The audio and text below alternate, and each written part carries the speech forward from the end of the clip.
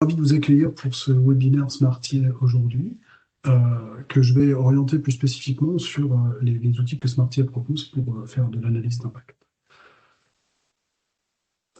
Quelques mots sur le webinaire rapidement. Donc, je vous inviterai à poser vos questions au fil de l'eau pour pas les perdre dans le chat de questions-réponses. Ce qui nous permettra de dérouler le scénario de démonstration jusqu'au bout, et je consacrerai 10 minutes à la fin de ce webinaire pour que nous puissions échanger et que je puisse répondre à vos questions. Quelques mots sur OBO avant tout. Donc OBO est une société française localisée à Nantes, également implantée à Bordeaux, Toulouse et Paris, et depuis 2 ans à Vancouver au Canada. OBO, une société de 50 personnes donc, qui s'attache à construire des outils visuels pour concevoir, spécifier et fabriquer, enfin concevoir plus exactement des produits, des services, voire des entreprises. Donc, quand on parle de produits, on parle de choses comme les automobiles, les avions, des bateaux, des éoliennes. Quand on parle de services, évidemment, on parle de services numériques, pourquoi pas de services dans le sens le plus large possible. Et des entreprises, donc, on parle de architecture d'entreprise. Les outils que nous concevons sont visuels. Ils ne sont pas uniquement visuels, ce ne sont pas des outils de dessin, ce sont des outils de modélisation qui permettent de construire une représentation informatique de l'objet que l'on conçoit. Cette représentation, elle peut être le support de traitement, ce qui est extrêmement intéressant. Par exemple, dans le cas d'un satellite ou d'un avion, on peut exercer des traitements comme l'évaluation de la sûreté de fonctionnement. C'est très utilisé dans ce domaine. Dans le cas d'une entreprise qu'on a modélisée, on peut par exemple faire des analyses d'impact qui nous intéressent aujourd'hui, afin d'organiser un projet de transformation.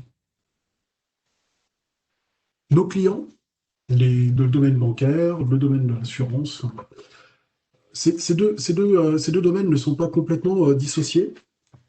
Il faut pas croire que l'architecture d'entreprise se limite complètement au domaine des systèmes d'information et du tertiaire. Évidemment, un grand projet comme la construction d'un avion, d'un bateau ou d'une fusée requiert un système d'information assez élaboré et donc a les mêmes besoins qu'un système d'information d'entreprise en matière d'architecture. Et Smartier peut également être utilisé dans ce contexte-là. Donc nos outils, nous les proposons donc suivant 3 axes. Nous avons 2 produits. Le premier, c'est OBO Smartier, premier dans l'ordre, qui permet de modéliser, donc cartographier et transformer une entreprise. Nous proposons également des services et des extensions autour de Capella, qui est un outil d'architecture système, d'ingénierie système développé par Thales. Donc, ce sont des produits sur étagère, prêts à l'emploi, qui peuvent être évidemment paramétrés, étendus, mais qui sont prêts à l'emploi. Nous proposons également un outil de développement, donc permettant de développer son propre atelier de modélisation, comme par exemple, ça a été le cas pour l'ESA, au ministère de la Défense. Donc pour l'ESA, nous avons développé un atelier qui leur permet de développer du logiciel embarqué, qui va sur des satellites par exemple. Pour le ministère de la Défense, nous avons développé tout un atelier de modélisation qui permet de normer et maîtriser le développement d'applications entières, donc en modélisant les données, en modélisant les services, en modélisant les flux des écrans. Donc c'est un sujet sur lequel nous avons beaucoup travaillé avec le ministère de la Défense. Revenons un petit peu donc sur le sujet de l'architecture d'entreprise. Donc nous sommes tous au travail dans des organisations qui sont en transformation continue. Donc elles sont en transformation continue pour divers motifs. Certains sont liés au métier. Donc, on peut répondre à des opportunités stratégiques, procéder à des fusions-acquisitions. On peut observer des évolutions de notre métier, donc vouloir réorganiser pour rationaliser. On peut aussi répondre à des contraintes réglementaires. Ça a été le cas récemment avec le RGPD, qui occupe beaucoup les entreprises en ce moment dans leur transformation. Ça peut également être des motivations technologiques. Donc on peut avoir envie de bénéficier de nouvelles technologies, au contraire, se débarrasser de technologies obsolescentes, répondre à des nouveaux usages, les importer dans son SI, et puis le passage au cloud, qui est évidemment un des grands sujets du moment, qui est là depuis assez longtemps déjà, mais comment on procède du coup à cette transformation, à cette espèce de transformation continue? C'est une activité qui a été codifiée par la discipline de l'architecture d'entreprise, en particulier, ou entre autres, hein, par le The Open Group avec le framework TOGAF. Et donc, la codification propose de partir de l'existant, donc le as-is, hein, décrit par un anglicisme, et progressivement, en décrivant l'existant, de faire des analyses d'impact pour maîtriser ces évolutions sans tout casser, d'élaborer les scénarios cibles, d'en choisir un en fonction des différentes métriques, de définir une trajectoire de transformation, c'est-à-dire comment on va de l'ASIS au scénario cible qu'on a choisi, et puis enfin de mesurer la progression vers la cible. Donc on arrive finalement au to be, notre cible. Évidemment, ce processus ne se fait pas sans boucle retour arrière, enfin c'est pas une boucle retour arrière, mais sans réintroduire le résultat du to be dans le l'ASIS, parce qu'une fois qu'on est arrivé à sa cible, ça devient l'existant. Donc ça, c'est un élément important. Euh, Parce qu'un référentiel de l'architecture d'entreprise, c'est pas quelque chose que l'on peut décrire une fois pour un projet. C'est un objet qui requiert une attention permanente pour être disponible. Le travail pour décrire un existant est très très important. Donc c'est important de le maintenir en permanence aussi proche de l'existant que possible. Donc pour cela, évidemment, on se pose la question de l'outillage. Donc quel est l'outillage le plus adapté? Est-ce que on va travailler avec des documents, papier, crayon, ordinateur, Word ou autre, et à base de réunion? Ou est-ce qu'au contraire, on souhaite vraiment s'outiller et utiliser donc un outil qui permet de construire un référentiel avec une vraie notation d'architecture d'entreprise, comme par exemple Archimate? Je pense que tout le monde est persuadé de la réponse. Si certains ne le sont pas, j'espère que vous le serez à la fin de ce séminaire. Nous proposons donc bien sûr un outillage. Pour réaliser cela, nous appuyons sur la notation Archimate. Les trois axes importants de notre outillage, c'est d'abord de construire une vision partagée. Une vision partagée, ça signifie que nous avons une base commune qui contient les données et qui est accessible par différents acteurs de différents rôles, avec pour chacun une présentation des éléments qui est adaptée à son métier. Ça permet également à chacun de contribuer au référentiel. Nous avons également donc prêté beaucoup d'attention à ce que la modélisation soit efficace. Pour construire le référentiel, je vous l'ai dit, c'est un objet qui est complexe à maintenir, et donc se doter d'outils efficaces pour la modélisation, c'est également critique, pour réduire le temps passé à construire les cartographies et à les maintenir également. Et enfin, l'idée importante, la troisième, c'est d'avoir des données consolidées. Donc, une prise de décision, une analyse d'impact, elle ne vaut absolument rien si les données sur lesquelles on travaille sont fausses. Donc, c'est extrêmement important de pouvoir consolider ces données. Nous proposons de le faire grâce à trois éléments importants. Le premier, c'est évidemment une gouvernance du référentiel. C'est extrêmement important d'organiser autour de son outil tous les processus de travail sur l'architecture d'entreprise qui forment la gouvernance, qui permettent de savoir où on en est vis-à-vis de son référentiel, de le faire avancer et de le mettre à un niveau où il peut effectivement rendre le service qu'on attend de lui. Le deuxième, c'est finalement la vision partagée, également parce qu'elle va permettre à des acteurs, par exemple un responsable applicatif, de contribuer au référentiel en amenant de l'information sur l'état de son applicatif, en signalant des évolutions permettant aux architectes de les intégrer au référentiel. Et puis enfin, le troisième, c'est l'idée qu'un référentiel, il doit être connecté à d'autres référentiels. Donc ça, c'est un petit peu les fondements de Smartier. Smartier a été construit autour de cette idée de fédération de référentiels. L'entreprise, le SI, est constitué d'un grand nombre de référentiels. Par exemple, on peut citer des outils de CMDB, de Master Data Management, qui comportent des référentiels d'infrastructures, de technologies, de données, qui n'ont pas vocation à être remplacés par un référentiel d'architecture, mais qui ont, à nos yeux, en tout cas, vocation à être utilisés en complémentarité. Donc, notre outil est ouvert et permet d'injecter dans le référentiel d'architecture d'entreprise des éléments qui viennent des différents référentiels existants, de les exploiter, de manière à ce que les données qui y figurent soient les plus à jour possible, en faisant évidemment l'hypothèse que les référentiels qu'on source sont à jour. Écoutez, je vous propose de passer sans plus attendre à la démonstration. Voilà. Donc je vais démarrer ma démonstration en vous décrivant un petit peu la petite histoire que je vais vous raconter. Donc je suis Alexandre Fontaine, je me suis connecté à mon outil d'architecture d'entreprise, donc Smartier. et je suis chargé de réaliser le passage dans le cloud de toute l'initiative de l'équipe commerciale B2B. Donc j'arrive sur mon outil et je suis accueilli par une carte qui me décrit globalement mon organisation. Donc on utilise pour ces démos un modèle qui est celui d'une agence de voyage, donc c'est un modèle évidemment de taille réduite, et donc ça s'appelle Voyage Discount.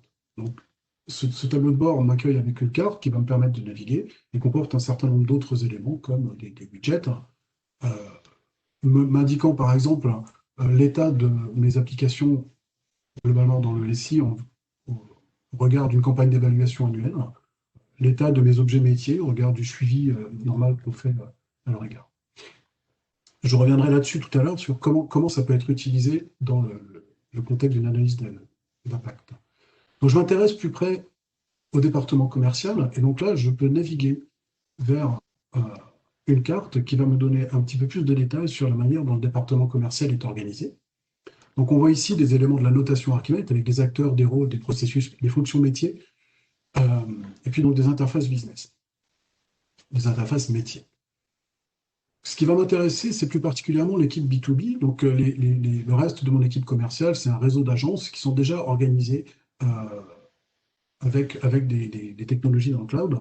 Donc l'équipe B2B, je vais m'intéresser à voir un petit peu quels sont les éléments qu'elle utilise en termes d'infrastructure, et je vais commencer comme ça à me forger une idée un peu générale du contexte dans lequel je vais travailler. Donc mon commercial B2B, il prospecte des entreprises. Donc là, vous voyez que j'ai accédé à une page de détails sur l'objet qui représente commercial B2B avec un certain nombre de choses, la représentation graphique qui concerne cet objet, les relations que cet objet tient liées avec d'autres éléments dans le référentiel, et puis des attributs ici que je peux éditer. Mon commercial B2B, je vais m'intéresser à ces interfaces applicatives. Donc là, j'en ai une première, qui est un client web CRM. Donc je vais pouvoir naviguer vers cette interface. Donc mon client web CRM, si je déplie toutes les relations, je trouve ici une première application qui est l'application CRM vers laquelle je vais naviguer.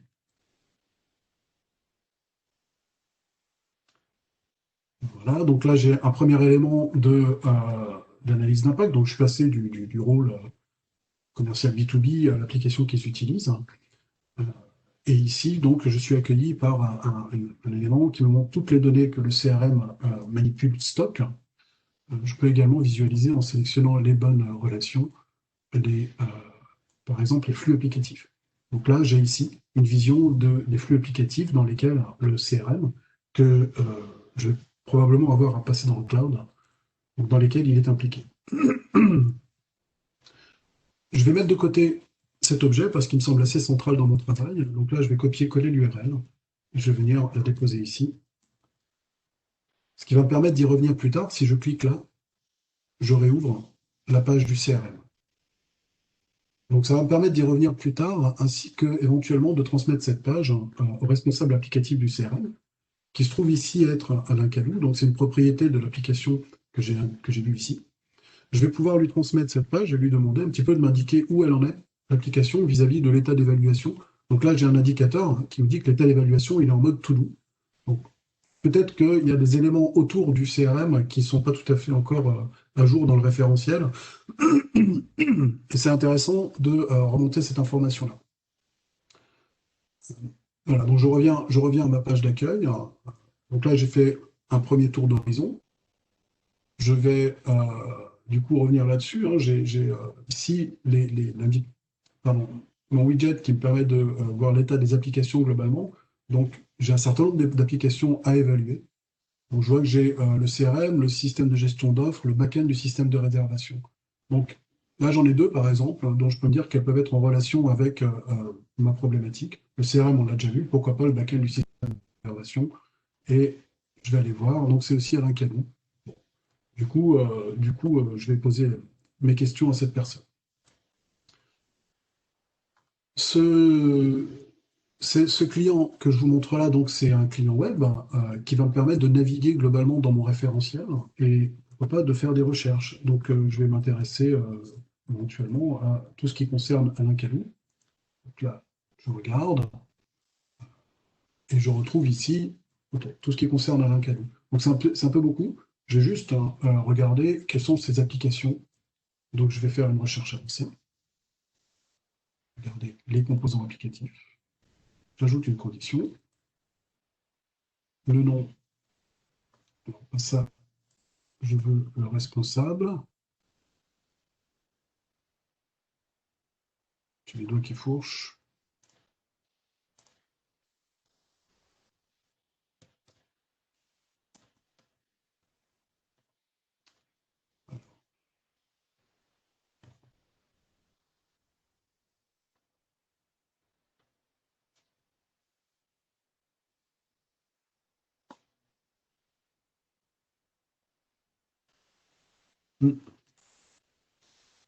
Le nom de cette. Je vais faire ça simplement. Donc, l'information que je cherche, c'est celle-là.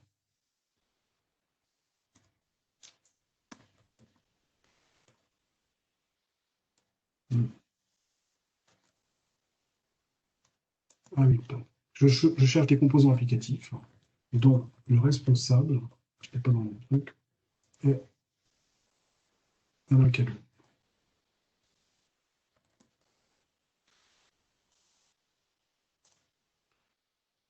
Et donc là, j'ai la liste des applications dont le responsable est Alain Calou. Et donc, je vois effectivement le système de réservation euh, qui va probablement m'intéresser, le CRM que j'ai déjà vu, et puis donc le back-end du système de réservation.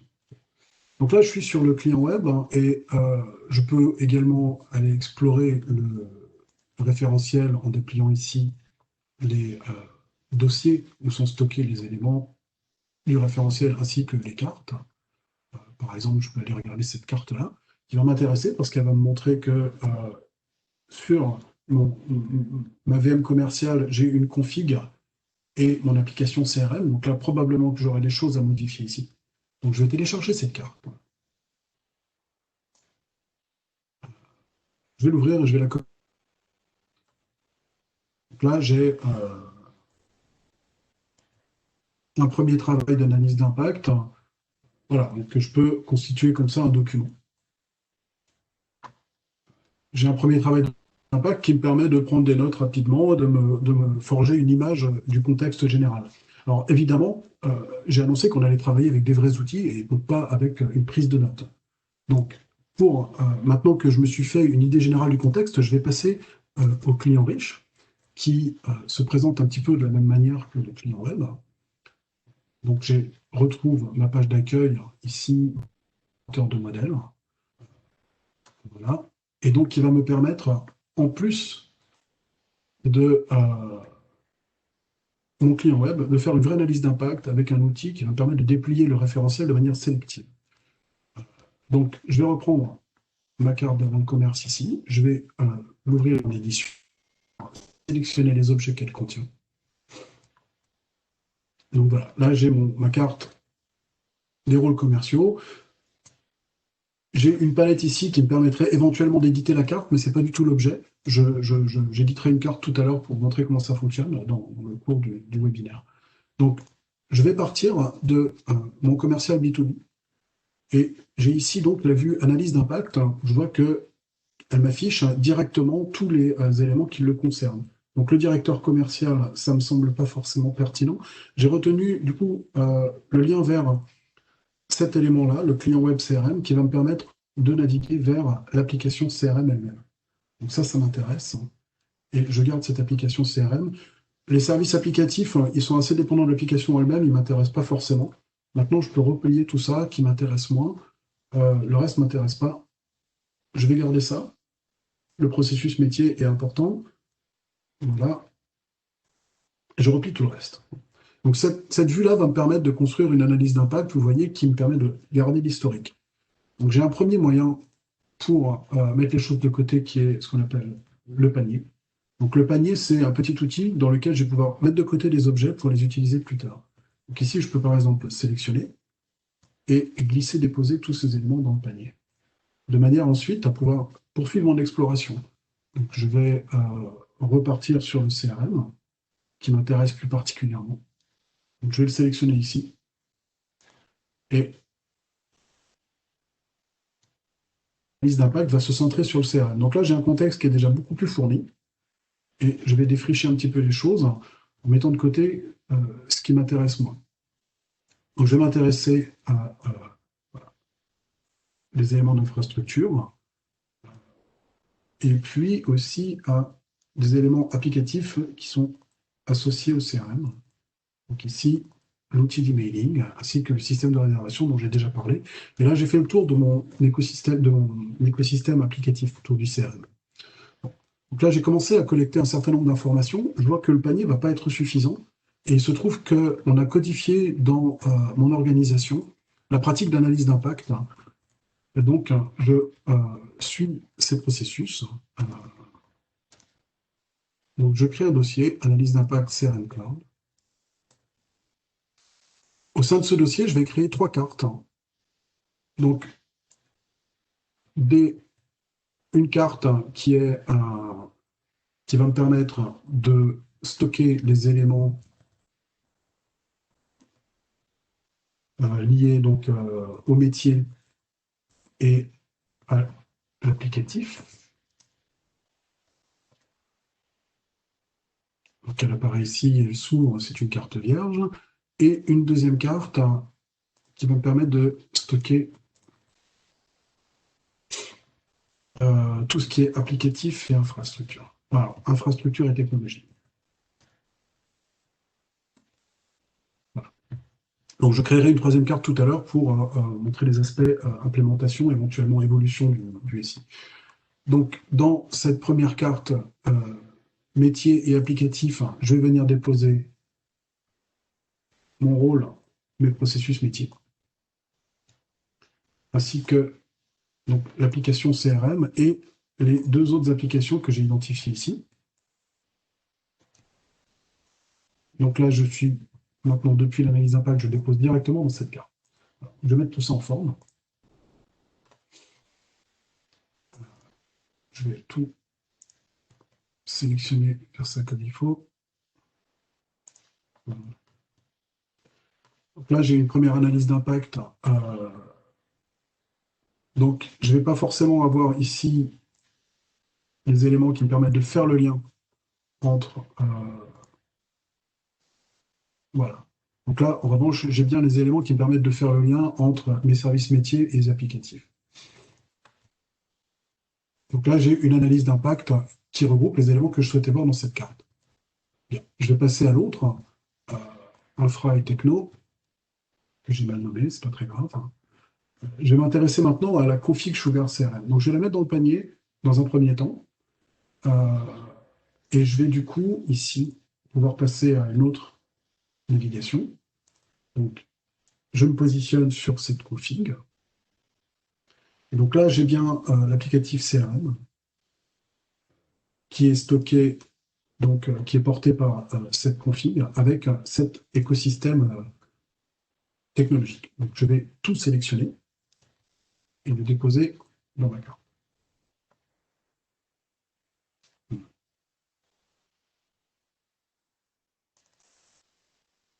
Alors, ici, je vais l'optimiser,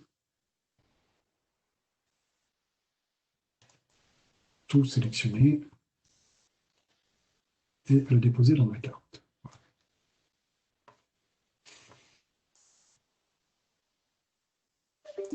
Et je procède à une mise en forme également. Et donc là, j'ai des éléments de techno, et également des éléments d'infrastructure. Alors, je vais aller explorer un peu plus l'infrastructure. Pour ça, je vais aller m'intéresser à ma VM commerciale et pas uniquement aux objets dans lesquels elle apparaît. Donc, je vois ici que j'ai un serveur.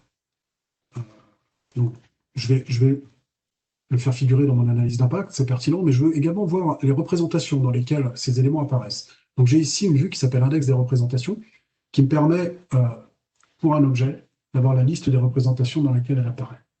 Donc là, j'ai une carte infrastructure qui semble être une carte générale. une carte application infra. Donc, je vais aller regarder cette carte-là, c'est celle que j'avais détectée tout à l'heure, celle-ci. Donc, je vais aller la modifier, enfin, je vais la consulter exactement. Et donc, je retrouve ce que j'ai vu tout à l'heure, donc les éléments ici liés à l'infra de mon CRM. Voilà, donc là, j'ai couvert tous les éléments. Donc, ce serveur-là, je l'ai déjà dans mon analyse d'impact. J'ai ma VM commerciale, j'ai ma config, j'ai l'applicatif, tous les éléments techno, les éléments métiers. J'ai fait le tour de la question. Donc, cette carte-là, je sais que je devrais la modifier plus tard.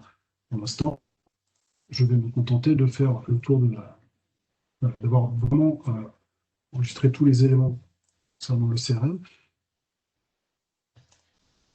Et c'est le cas. Donc, maintenant que j'ai fait ça, ce dont je me rends compte, c'est au niveau applicatif, eh bien, si je modifie le CRM, je vais devoir tenir compte de deux applicatifs. Donc, je commence à pouvoir imaginer un petit peu des éléments, des exigences que je vais pouvoir poser dans mon cahier des charges pour lancer un appel d'offres, éventuellement pour acquérir un nouveau CRM. En particulier, si je veux aller dans le cloud, il faut que mon nouveau CRM soit capable d'interopérer avec ces deux systèmes-là. Donc, je vais m'intéresser d'un peu plus près à ces systèmes. Euh, et donc, je constate que l'outil d'emailing, il est sur un compte Mailchimp. Donc, ça, c'est un élément important dans mon analyse. Je vais le faire figurer ici. Ce qui va me permettre, du coup, de tracer le fait que je dois être interopérable avec cet outil-là. Mon système de réservation, euh, lui, il est dans un cloud sur mesure. Il a un front-end ici qui est probablement... donc j'ai un site web de réservation, voilà, donc j'ai un serveur. Donc voilà, je peux aller chercher des éléments, des éléments périphériques maintenant. Et je vais commencer du coup à vouloir modifier mon modèle. Donc là, j'ai fait mon analyse d'impact, j'ai compris quels étaient les enjeux, les impacts que je devais prendre en compte. Donc je vais me faire une troisième carte. Alors, avant de faire cette carte, je vais d'abord, la troisième carte que je souhaite créer, elle va me permettre de décrire la trajectoire que je souhaite adopter pour aller au bout de ma transformation. Donc avant de faire ça, je ne veux pas modifier le référentiel sur lequel que je suis en train d'analyser. Donc je vais devoir trouver un moyen de travailler tout en préservant le référentiel, parce que d'autres continuent d'utiliser pour d'autres analyses. Donc, le moyen, c'est les branches. Donc l'outil permet de créer différentes branches. En particulier, ici, nous travaillons sur la branche qui s'appelle Master. Et pour poursuivre mon travail, je vais créer une nouvelle branche qui s'appelle... Voilà, j'ai trois branches en tout dans mon système. Programme fidélisation back-end réservation, fidélisation site web, donc ce sont des branches qui concernent un autre projet. Je crée une branche dont le nom est CRM Cloud. Je peux mettre une description, to be CRM Cloud. Donc, au moment où je crée cette branche, en fait, je prends une photo du référentiel. Je prends une photo du référentiel et je clique ici. Maintenant, le système m'indique ici que je travaille dans la branche CRM Cloud, toujours dans le projet Voyage Discount. Je suis toujours architecte d'entreprise. Je n'ai pas changé de rôle. Donc maintenant, toutes les modifications que je vais faire, elles vont être uniquement portées sur cette branche-là et elles ne vont pas du tout altérer la branche master, ce qui est extrêmement important. Donc là, je peux créer ma carte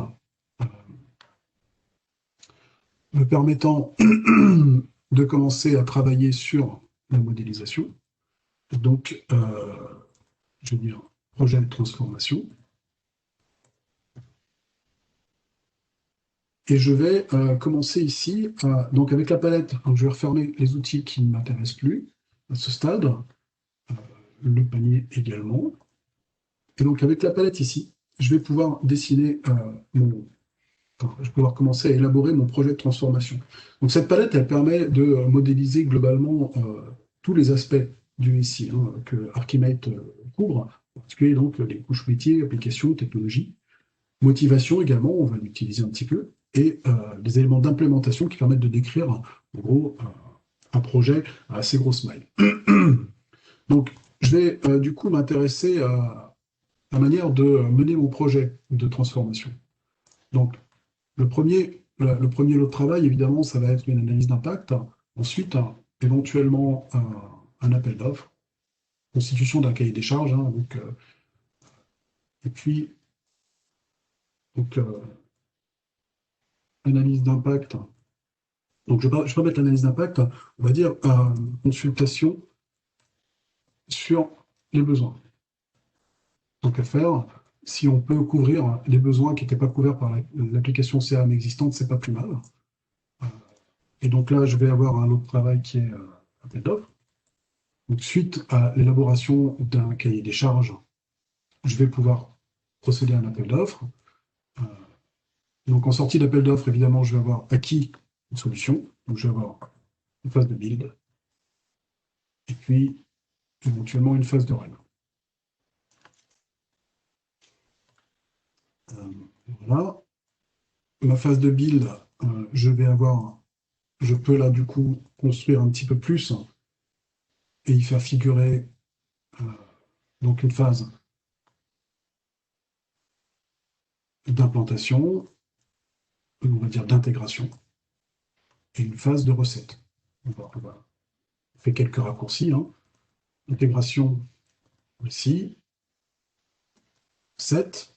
Et par exemple ici, je peux tout à fait venir faire un lien avec les éléments que j'ai collectés pendant mon analyse d'impact, en particulier, l'applicatif. Donc j'avais repéré le système de réservation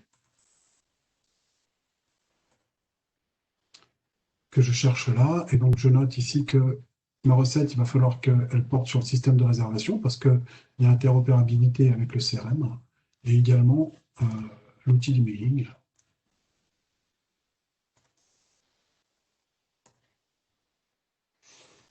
Voilà, qui lui tourne sur Mailchimp. Donc ma recette, il faudra qu'elle porte sur ces deux éléments-là. Et dans ma carte, ici, je vais pouvoir du coup retrouver, euh, concernant les recettes, les personnes responsables de ces applications. Donc c'est toujours, non, l'outil d'emailing, c'est moi-même, Alexandre Fontaine. Le système de réservation, on l'a vu, c'est un cadeau. Voilà. Donc ça, c'est une carte qui va me permettre de commencer à travailler sur mon to-be. Donc, je vais élaborer un cahier des charges, comme je l'ai dit. Donc, on a identifié que dans le cahier des charges, on avait deux exigences importantes.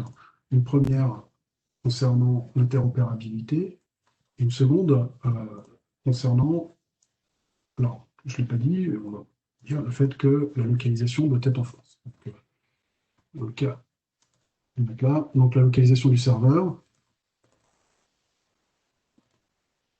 France, donc ça va nous simplifier les démarches RGPD. Et donc, interopérabilité. Donc là, je peux structurer un petit peu mon expression de besoin, mes exigences. Et comme je l'ai fait pour ces lots de travail qui me permettent de structurer mon projet, je vais pouvoir structurer mes exigences en imbriquant. Donc, interopérabilité, j'ai deux éléments d'exigence. Le premier, c'est l'interopérabilité avec le système de réservation et le second avec Mailchimp. Donc là, je vais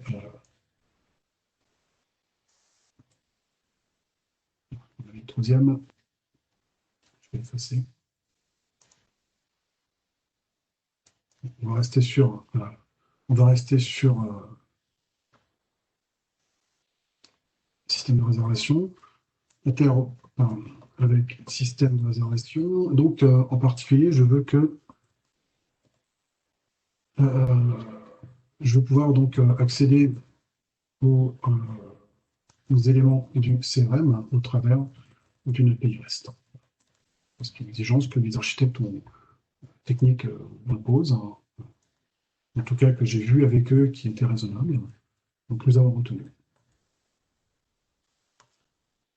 Voilà, donc une fois que tout ça est fait, je vais pouvoir commencer à travailler sur mon to-be.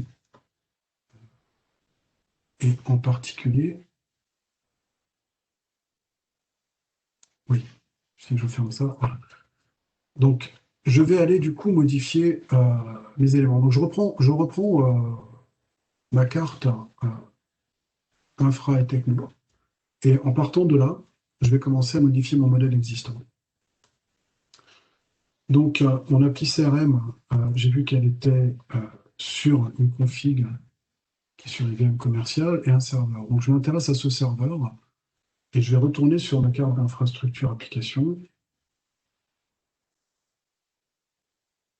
application infra. Et là, je vais commencer à dessiner ma cible, modéliser ma cible exactement. Euh, je vais mettre tout ça en grand pour être à l'aise pour travailler. Je vais faire une représentation. Donc, mon CRM ici, il doit se trouver sur, du coup, un nouveau nœud qui sera le cloud CRM. Donc, à ce stade, je ne sais pas encore de quel cloud il s'agira, je sais pas, je sais juste que je veux une solution hébergée. Donc, je le débranche et je le remets sur mon cloud CRM.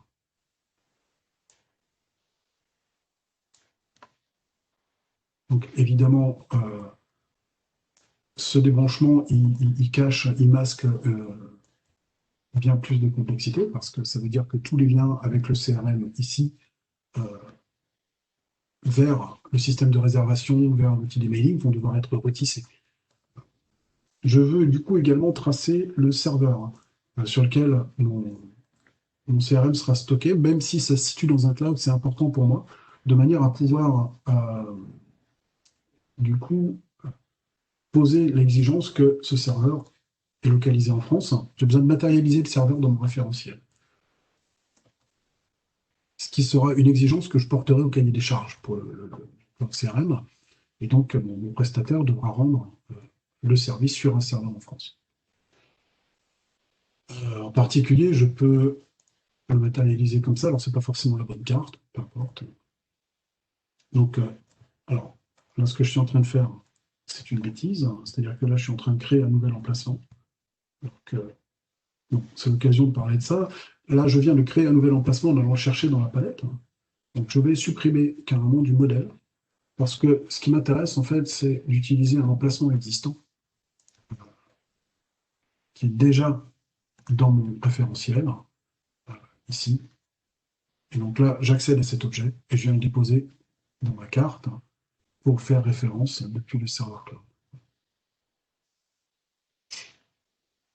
Donc là, maintenant, j'ai mon emplacement. Je ne duplique pas cet élément dans le référentiel, c'est très, très important. Je vais pouvoir l'associer en utilisant, par exemple, l'outil Baguette Magique qui va me proposer toutes les relations possibles entre ces deux éléments, ces deux types d'éléments. Donc, je décide, voilà, d'utiliser la relation d'attribution. Et donc, mon serveur sera attribué à la localisation France. Voilà, donc là, j'ai commencé à dessiner mon toolkit. Je vais faire un peu de nettoyage. La config Sugar, elle va pouvoir disparaître de mon univers. La VM commerciale également. Je supprime tout ça du modèle. Donc, si je poursuis, je peux évidemment revenir à... Donc là j'ai dessiné un petit peu l'infrastructure telle que je voulais qu'elle soit. Je peux revenir à mes éléments technologiques et me dire, tiens, finalement, est-ce que ces éléments techno, ils vont être encore pertinents? Alors là, ce n'est pas vraiment le travail de quelqu'un qui fait une analyse d'impact, qui pilote un projet, mais au sein de ce projet, il faudra que j'ai une tâche de mise à jour du référentiel qui s'intéresse à savoir si les technologies utilisées par le CRM, elles restent aujourd'hui pertinentes dans mon SI ou pas. En particulier, le PHP 5.2, je me rends compte qu'il est utilisé par Apache, uniquement par Sugar CRM ici, par donc, un autre élément qui s'en rapproche. Et si je déplie ça, donc je suis là dans un écosystème un peu fermé. Et donc, je vais pouvoir supprimer tous ces éléments de mon SI également. Je ne vais pas le faire ici, parce que j'ai déjà assez de modifications pour montrer un petit peu la suite. En tout cas, on voit qu'on on modélise les choses. Évidemment, le projet va se poursuivre. Euh, On va sélectionner un outil de CRM. On va pouvoir préciser ici les choses en disant que en fait, c'est le cloud tel CRM, avec le serveur CRM. Renseigner les informations importantes sur cet élément au travers des propriétés dynamiques. Et donc, ajouter peut-être une adresse, une URL, ajouter des éléments d'information sur ce service, les services rendus par le cloud. Petit à petit, mon to-be va se préciser à mesure que j'implémente effectivement les choses dans mon SI. Donc là, je reviens un petit peu à la boucle Aziz to be qui revient vers le Aziz. Donc j'ai fait ce travail de modélisation, je suis en train de le faire. Donc dans un premier temps, je vais avoir besoin de m'assurer que mon référentiel to be, il reste en phase avec master. J'ai créé une branche, mais master a pu évoluer de son côté. Donc je vais pour ça m'intéresser aux évolutions qui ont pu avoir lieu depuis que j'ai créé ma branche. Donc je fais ce qu'on appelle une analyse d'écart. Donc je mets en regard les deux branches et j'ai un outil qui me permet d'analyser les deux. Ça prend assez peu de temps. Je vais fermer tout le reste pour avoir de la place. Et donc il m'annonce des modifications dans mon système transverse, des modifications 19 dans mon système d'information, évidemment des modifications dans l'analyse d'impact. Dans le système d'information, je peux naviguer. Au niveau applicatif, j'ai trois différences. Donc, le serveur CRM, je l'ai ajouté, il est nouveau. Donc là, on est bien sur quelque chose qui est nouveau dans CRM Cloud et dans Master. Donc, je peux constater globalement que rien n'a bougé dans Master. Si il y avait eu des projets d'évolution du côté de Master et que j'avais besoin de mettre à jour ma branche CRM Cloud avec les évolutions de Master, je pourrais alors utiliser l'outil de synchronisation ici, qui me permettrait de récupérer les évolutions importantes pour moi, de manière à ce que, au moment où je vais rebasculer toutes mes évolutions à moi dans Master, je serai à jour avec Master. Donc, je vous montre rapidement la synchronisation.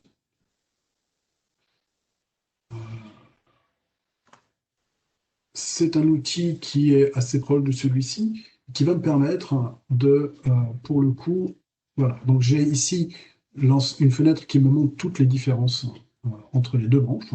Ici, une fenêtre qui me permet de les localiser, de les voir dans leur contexte. Donc je peux, avec cet outil-là, naviguer dans les différences. Donc je peux passer à la différence suivante, ainsi de suite.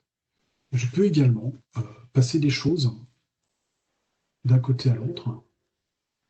En particulier ici, par exemple, sur système d'information, je double-clique, je peux appliquer les changements gauche non conflictuels sur le côté droit. Donc si je fais ça, je vais appliquer tous les changements que j'ai fait dans CRM Cloud dans Master. Pour l'instant, je m'abstiens. Ce qui m'intéresserait, c'est plutôt d'appliquer des changements de droit vers le côté gauche, mais il se trouve que j'en ai pas pour l'instant. Voilà, donc ça c'est un système de branche qui m'a permis de m'assurer que pour l'instant tout était clair. Donc j'ai pas besoin de ramener quoi que ce soit depuis Master.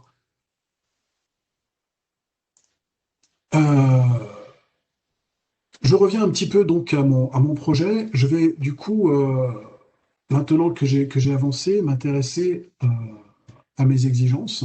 Mes exigences, je vais vouloir un petit peu. En particulier, je vais souhaiter poser des propriétés dessus et donc dire un petit peu qui est responsable de les traiter. Donc, je me positionne sur mon dossier Analyse Impact CRM Cloud. Je retrouve la page de détail qu'on a vue tout à l'heure dans l'outil web, mais pour un dossier cette fois, avec la liste des éléments contenus. Et je peux faire un export Excel. Donc, je vais faire un export Excel de ces éléments. Je vais le déposer sur le bureau. Et je vais aller le chercher tout de suite. Qui m'ouvre automatiquement. Donc, sur le bureau, voilà, hop là, c'est vu comme ça. J'ouvre mon fichier Excel.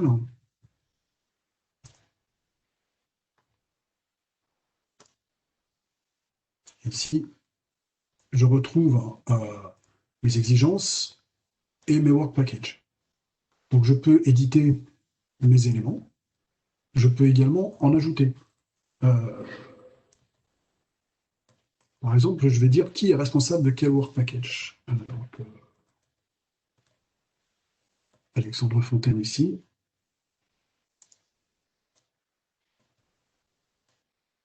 Là, je vais mettre Alain Kellou.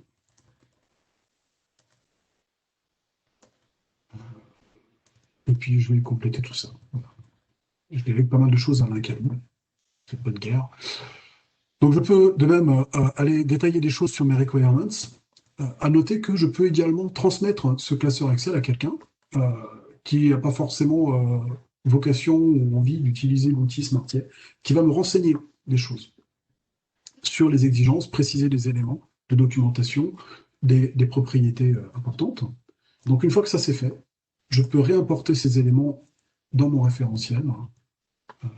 Hop, directement depuis le bureau, je sélectionne mon fichier. Et donc maintenant, si je vais consulter ces éléments, je retrouve bien le fait que j'ai ajouté la propriété responsable. Donc cet export-import Excel, il va me permettre, de faire du traitement de masse, d'aller éditer des propriétés, des documentations en masse dans Excel, qui est un outil qui est assez adapté pour cet usage. Il va également me permettre de projeter les éléments du référentiel vers des personnes, des acteurs qui n'utilisent pas le référentiel, de pouvoir leur demander d'y injecter des éléments, et moi ensuite de les réinjecter.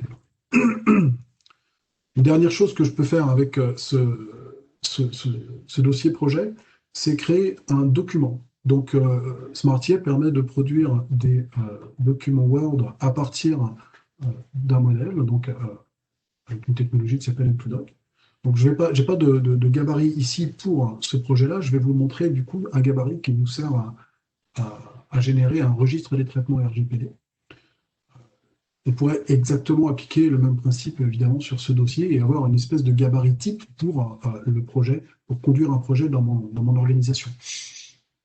Donc j'ai là un registre des traitements qui regroupe les traitements que mon DPO a inventoriés. Et donc voilà, il comporte un certain nombre d'informations. Et donc j'ai ici un gabarit Word, un to-doc en l'occurrence, qui va me permettre de générer directement un document Word. Donc là, je clique dessus. Il va ouvrir le document généré, ce qui permet d'illustrer le fait qu'on y injecte donc, des éléments issus du référentiel et donc de structurer le document avec les éléments du référentiel. Donc là, mon document, il est structuré avec les 3 traitements que contient en section.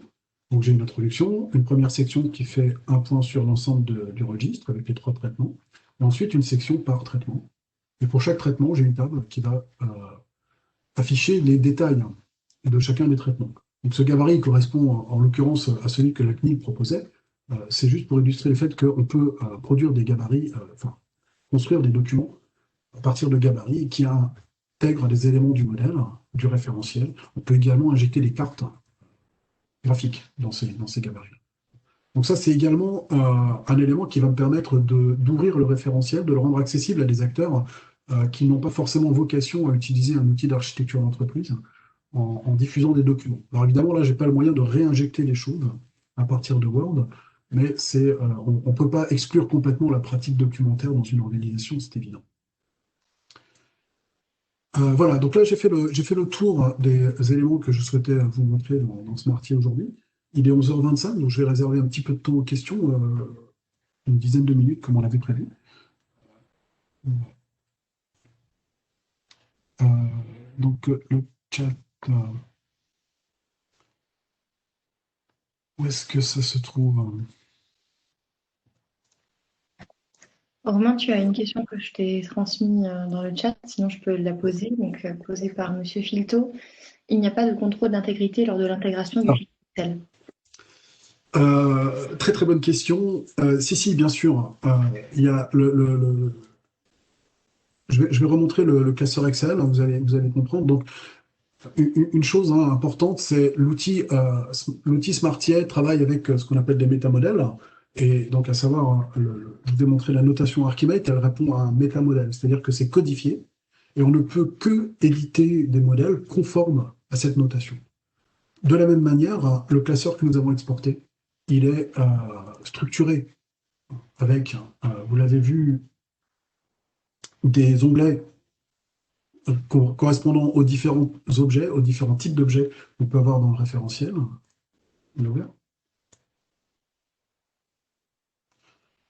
Et d'autres onglets correspondant aux relations qu'on peut tisser entre ces objets. Voilà, donc là j'ai Work Package, en fait c'est le nom, Work Package c'est le nom de cet objet-là.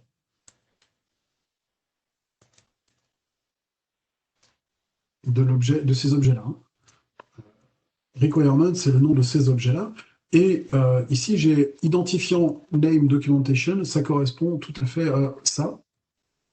Donc, les attributs de mon objet. Donc, le nom, la documentation, et dans l'onglet avancé, l'identifiant, qui est un élément extrêmement important parce qu'il permet, entre autres choses, de forger les URL que j'ai pu copier-coller ici, par exemple, et qui vont me permettre de m'assurer qu'il y a une stabilité dans le temps sur ces identifiants. Et donc, si je clique au bout de 2 mois sur cette URL, je retrouverai bien le même objet.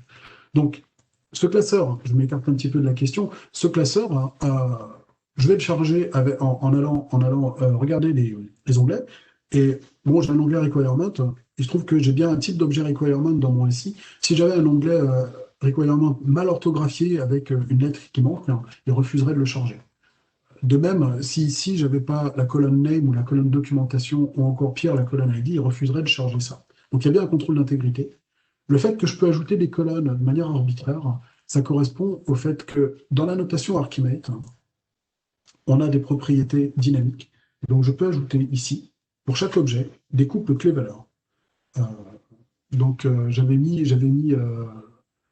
okay, on va mettre une échéance, par exemple, c'est donc une clé, et l'échéance, on va dire juin 2020. 2021, ce sera mieux, parce que juin 2020, c'est passé. Voilà.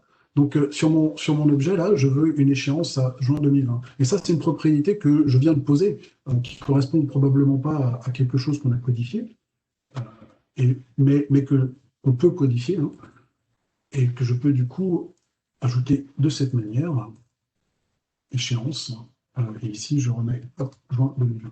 Voilà. Donc là, je peux ajouter des colonnes. À partir du moment où la colonne porte un titre, hein, ça va être une propriété. Et toutes les valeurs que je rencontre, ou si je rencontre une case vide, je ne mettrai pas de propriété. Et dès que je rencontre une valeur, j'ajoute une propriété. Donc on a bien un contrôle d'intégrité. Le classeur, il ne peut charger que du Archimate correct. C'est exactement une des valeurs ajoutées importantes des outils de modélisation, c'est qu'on ne construit que des référentiels corrects par construction. Voilà, j'espère que j'ai répondu à votre question. Romain, il y a une deuxième question. Est-ce que le métamodèle est modifiable en autonomie? Alors, oui, donc Smartier, je vais revenir sur la présentation du coup, et ça va me permettre de répondre à cette question. Donc voilà, les points clés hein, que je voulais éventuellement vous emporter avec vous aujourd'hui. Donc évidemment le support de Archimate 3.1, je viens de parler de cette notation. C'est un outil collaboratif et visuel. Alors je n'ai pas montré beaucoup les aspects collaboratifs aujourd'hui. Il y a des vidéos disponibles qui montrent ces aspects hein, sur notre site web. Et c'est un outil qui est personnalisable et extensible. Ça, c'est important. Ça signifie qu'on peut tout à fait étendre les notations existantes. Donc, on peut venir étendre le métamodèle Archimate pour ajouter des éléments, pour préciser des éléments, voire pour introduire des éléments de graphiques différents de ceux standards. Alors ça, on peut le faire très simplement en venant ici, par exemple, utiliser des images. Donc, je veux, par exemple, utiliser une image pour l'appel d'offres. Je vais m'intéresser à l'apparence. Je vais utiliser une forme spécifique. Je vais pouvoir aller chercher une forme dans la librairie qui est livrée avec Smartier et associée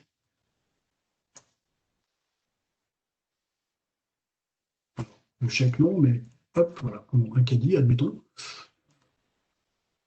Donc là, voilà, si je veux que tous mes appels d'offres apparaissent sous la forme d'un caddie, donc là, je l'ai fait pour cet objet spécifique. Si je veux que tous les appels d'offres apparaissent sous la forme d'un caddie, je peux également le paramétrer pour le projet ou pour le profil d'utilisateur sur lequel je suis enregistré.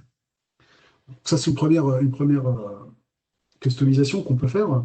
Ensuite, on peut étendre la notation de manière beaucoup plus structurelle faisant évoluer les métamodèles. On peut complètement construire sa propre notation. C'est ce que fait EDF, par exemple, avec un outil qui permet de modéliser des données métiers pour utiliser dans la construction des centrales nucléaires.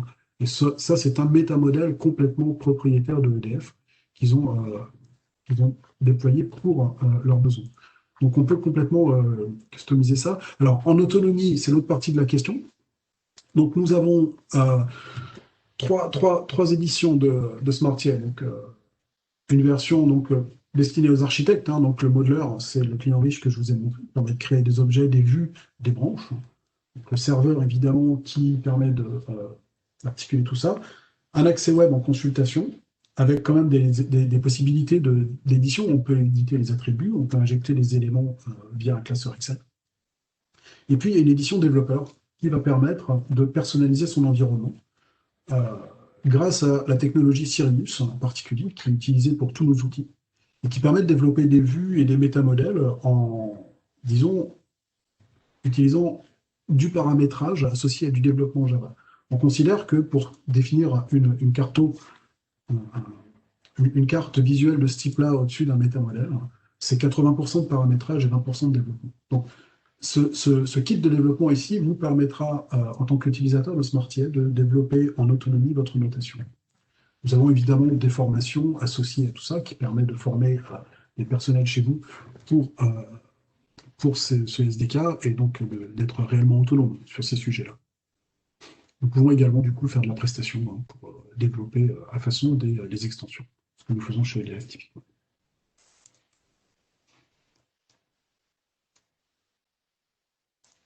Je regarde. Peut-on intégrer une modélisation réalisée avec l'outil Archimate Tool? Alors, merci de cette question, vous me donnez l'occasion de vous faire une très belle démo.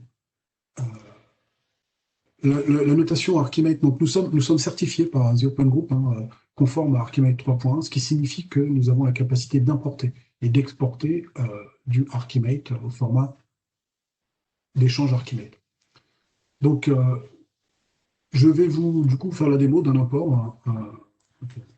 J'ai des éditeurs ouverts. Je ferme tout. On peut tout à fait importer du Archimate au format Open Archimate. Je fais un import. Je dois avoir un modèle qui traîne sur mon bureau. Voilà, celui-ci, c'est un modèle qui nous a été fourni en séance pendant une soutenance. Donc, je l'importe. Alors, je peux vous montrer éventuellement le modèle correspondant en Architool, mais vous me ferez confiance pour ça. Donc, l'import a créé un dossier, données importées, donc on ne va pas polluer un référentiel avec des données qu'on importe. Et au sein de ce dossier, il a créé un sous-dossier. Donc, si je réimporte maintenant, il va me recréer un autre dossier pour ne pas mélanger les choses. Il a créé tous les éléments de mon modèle, ainsi que la carte qui était dans ce modèle.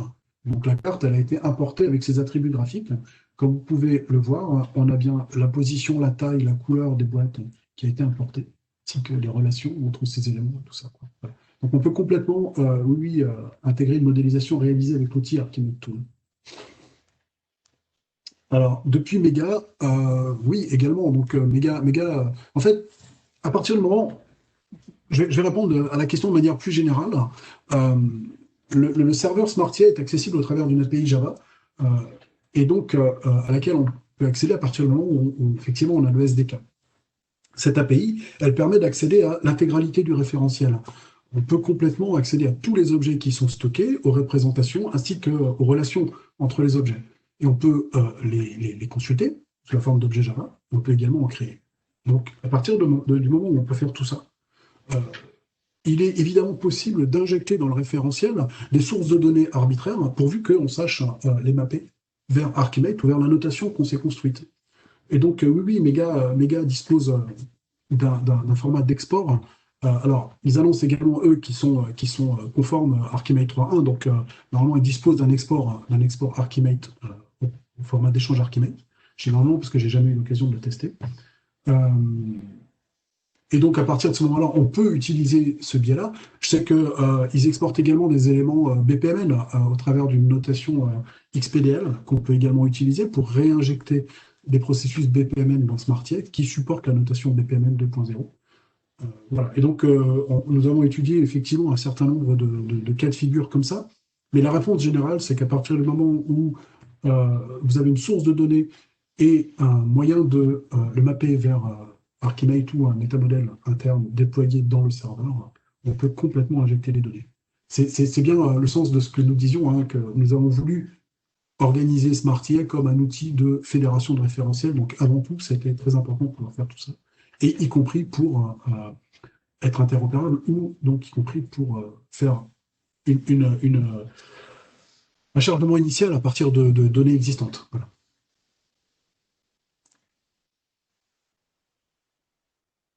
Du coup, s'il n'y a pas d'autres questions, Camille, tu peux me confirmer, je pense. Je ne vois pas d'autres questions dans le chat. Je t'en ai Euh, un privé, Romain. Donc, normalement, si elles ont toutes été parcourues, c'est juste certaines. D'accord. Eh ben, écoutez, il me reste du coup à vous montrer ces deux derniers diapos. Vous pouvez commencer à utiliser Smartier ou poursuivre à utiliser Smartier si vous l'avez déjà fait en utilisant donc la démonstration en ligne sur ce lien-là. Vous pouvez également télécharger une version d'évaluation qui va se dézipper sur votre poste. En zone utilisateur, il n'y a aucune installation requise. Vous n'aurez pas besoin de faire appel à votre admin favori. Et donc, le serveur va s'exécuter en même temps que le modeler, tout ça. C'est une utilisation très simple. Vous pouvez également aller consulter des articles de blog qui sont sur notre site web, qui pourront vous en apprendre plus sur Smartier. Et si vous avez d'autres questions, évidemment, n'hésitez pas à me contacter. Donc, mon email est ici. Et Camille va diffuser les diapos à tous les participants de ce webinaire de manière à ce que vous ayez toutes ces informations sous la main. Écoutez, il me reste à vous remercier d'avoir écouté ce webinaire. J'espère qu'il a répondu à vos questions et à vos attentes. Et n'hésitez pas à nous contacter pour en savoir plus.